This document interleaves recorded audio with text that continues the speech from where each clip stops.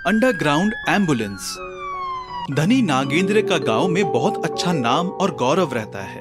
वह अपना कमाया हुआ पैसा ना छुपाकर हमेशा दूसरों की तकलीफ में मदद करते रहता था। अगर दूसरों को कुछ पैसों की जरूरत है, इलाज की जरूरत पड़े, तो अपनी समस्या मानकर उनकी मदद करते रहता था। साहब, मेरी पत्नी की तबीयत बहुत खराब है, कहकर दौड़ते हुए रंगनाथ नागेंद्र के पास आता है।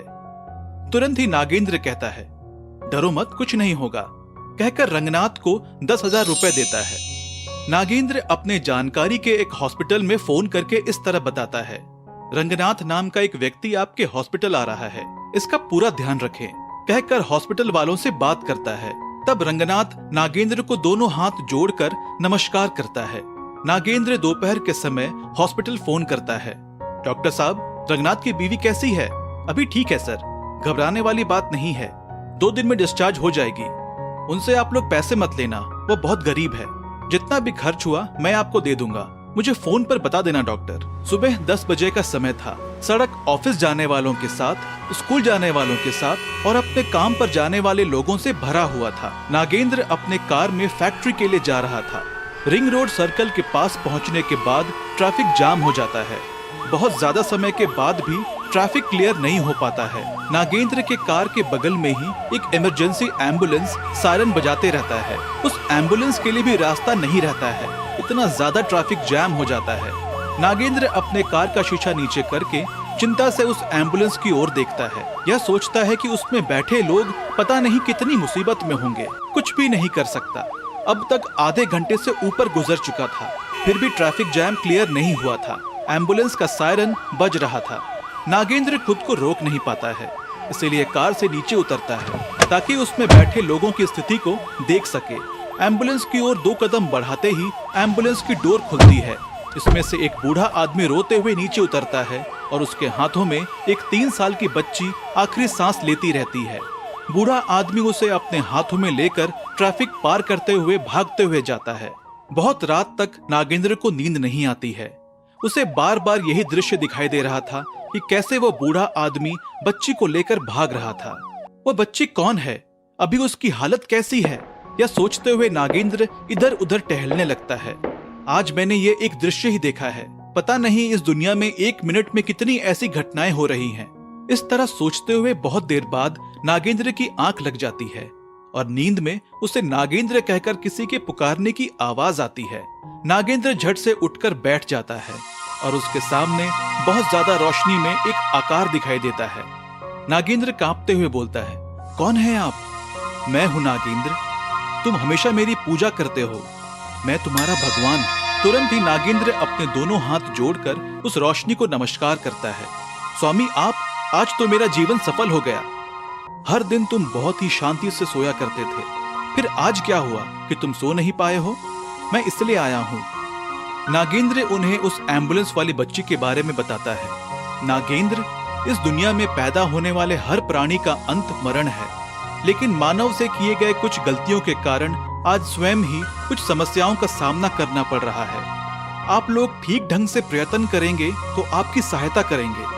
आज तुमने जिस बच्ची को देखा है वह सुरक्षित है, उसके बारे में चिंता ना करो। अच्छा ठीक है, मैं तुम्हारे लिए ही आया हूँ, तुम्हें क्या वर चाहिए मांगो। स्वामी, मैं बहुत भाग्यशाली हूँ, उस बच्ची जैसी घटना फिर से ना हो और इमरजेंसी के टाइम पर ट्रैफिक की वजह से कष्ट ना हो और सुरक्षित हॉस्पिटल पहुंचने का वर दीजिए स्वामी। तथास्तु। रोशनी गायब हो जाती है। नागेंद्र नींद में से घबराकर जाग उठता है। ये क्या मैं स्वप्न देख रहा था, कहकर घड़ी की ओर देखता है तो सुबह हो जाती है। नागेंद्र नाश्ता करते रहता है। साहब साहब, कहकर राजेश चीखते हुए नागेंद्र के पास आता है। अरे क्या हुआ, क्यों इस तरह चीख रहे हो? साहब, अपने कार के गैरेज में, अपने कार के गैरेज में। हाँ हाँ, गैरेज में क्या हुआ? कार खराब हो गया क्या? ऐसी बात नहीं है साहब, कार के गैरेज में एक बड़ा एम्बुलेंस है, अब चलिए चलकर देखिए। नाश्ता करना छोड़ नागेंद्र घर के बाहर आता है और वहां एम्बुलेंस को देखकर अपने मन में एम्बुलेंस कहां से आया कहकर धनी नागेंद्र सोचते रहता है। वह एम्बुलेंस देवलोक से नीचे आया जैसा दिख रहा था। इतने में राजेश उसे बुलाता है, तब वो ख्यालों से बाहर निकलता है। साहब, ये तो ऑटोमेटिक एम्बुलेंस है। इसे चलाने के लिए कोई ड्राइवर की आवश्यकता नहीं है। ये ऑटोमेटिक है। आंखें बंद करके खोलने तक के समय में जहां चाहे वहां जा सकते हैं। और इसमें ऑयल टैंकर भी नहीं है। यह पूरा सौर शक्ति से चलती है। और इसके अंदर भी देखिए, पूरी ऑटोमेटिक व्यवस्था की गई है। यह सब मैंने चेक किया है साहब, लेकिन इसके ऊपर कंपनी का नाम नहीं है। क्या आपने किसी हॉस्पिटल को देने के लिए इसे बुक किया था? नागेंद्र को तब समझ में आता है कि रात में उसने जो ख्वाब में देखा था, जो भगवान ने उसे वर दिया था, उसके बारे में सोचते हुए आंखें मूंद कर भगवान को दोनों हाथ जोड़कर नमस्कार करता है। ड्राइवर राजेश को इस एम्बुलेंस की एक खास बात पता नहीं है। वह एम्बुलेंस, जो कि किसी की भी तबीयत अगर खराब हो गई, इमरजेंसी में एम्बुलेंस मिनटों में उनके घर के पास आ जाता है। यह साधारण सड़क पर बहुत तेज चलता है, लेकिन अगर ट्रैफिक जाम हो गई तो पहले से ही पता हो जाता है। तब वो ऑटोमेटिक व्यवस्था से ट्रैफिक जाम की थोड़ी दूर में अंडरग्राउंड में चली जाती है। भूमि के अंदर उसके पास जो शक्तियां हैं, उन शक्तियों से ट्रैफिक को देखते हुए ट्रैफिक खत्म हो जाने के बाद फिर ऊपर आ जाती है। यह बात कोई नहीं जानता था और सीसीटीवी कैमरा में भी रिकॉर्ड नहीं हो सकता था। नागेंद्र के अच्छे दिल से मांगा हुआ अंडरग्राउंड एम्बुलेंस के द्वारा बहुत सारे जरूरतमंद लोगों की प्राण बच रही हैं। इसलिए नागेंद्र उस दिन से चैन की नींद सो पाता है। बहुत समय पहले एक गांव में एक गरीब किसान अपने परिवार के साथ रहता था। किसान का नाम मोहन था। उसके परिवार में उसकी पत्नी और एक सुंदर सी लड़की थी। मोहन बहुत अच्छे और संतोषी स्वभाव का किसान था। खेती करना उसका जुनून था, लेकिन किस्मत उसका साथ नहीं देती थी। बहुत मेहनत करने के बाद भी उसका जीवन यापन बहुत मुश्किल से हो पाता था। मोहन की पत्नी का नाम सुशीला था। वो मोहन के विपरीत बहुत गुस्से वाली थी। वो हमेशा मोहन को ताने देती रहती थी।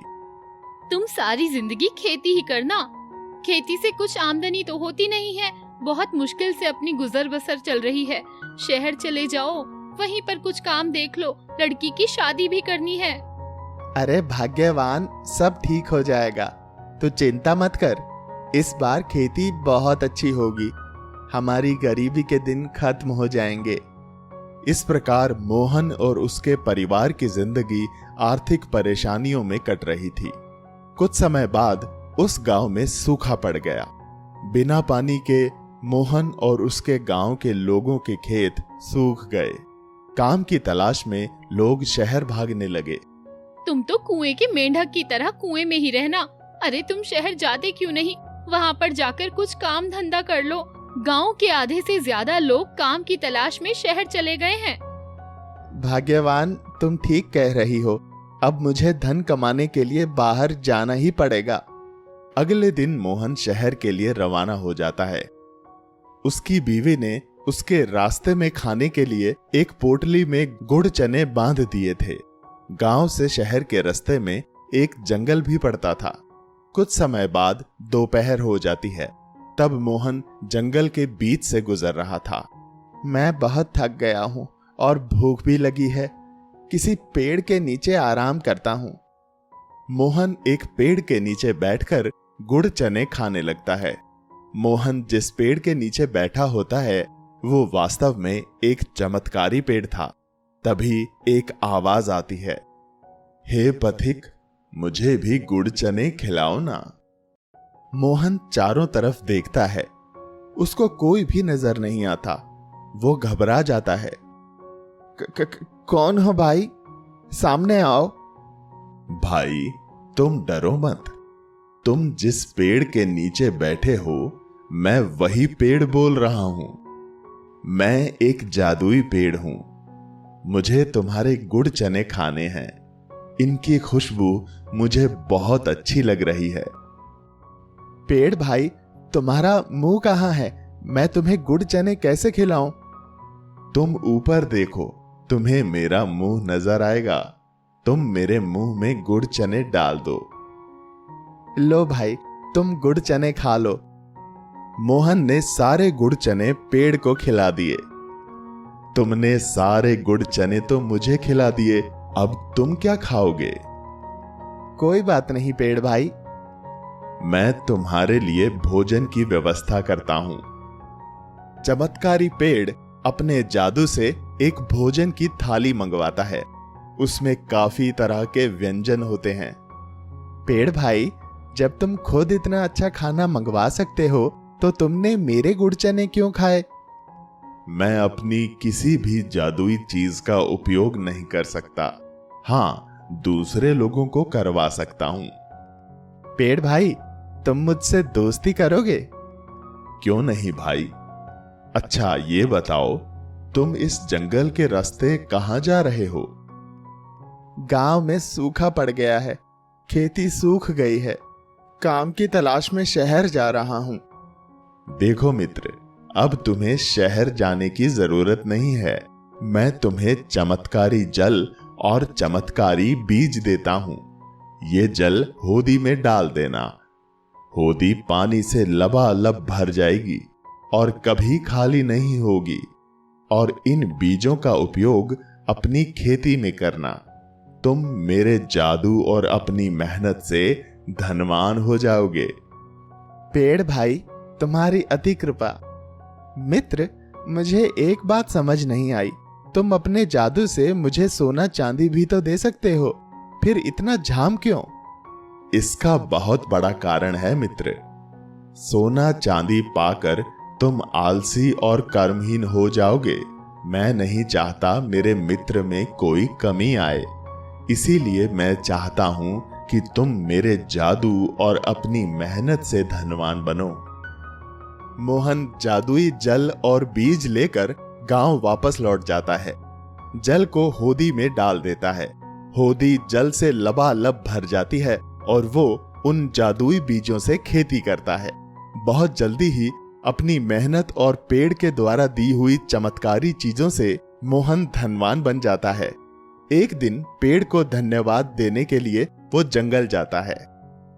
बहुत बहुत धन्यवाद मित्र, तुम्हारी कृपा से मैं धनवान बन गया हूँ। मैं तुम्हारा एहसान कैसे चुकाऊं?